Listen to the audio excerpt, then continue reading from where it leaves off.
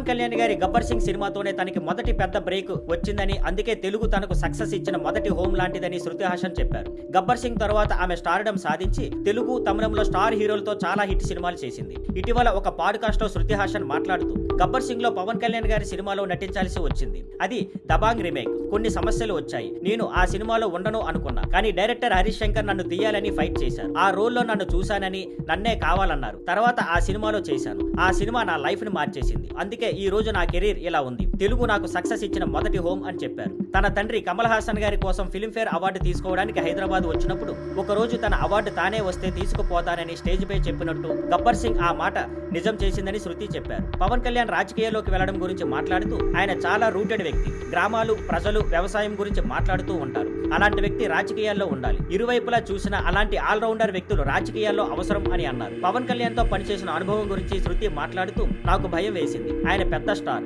కానీ ఆయన చాలా స్వీట్ గా ఉంటారు. ఆయన తమిళంలో విజయ్ సార్ వంటి వారు అందరూ రెస్పెక్టఫుల్, సైలెంట్ జెంటిల్మెన్ అని తెలిపారు. Thank you for watching. Please like, share and subscribe.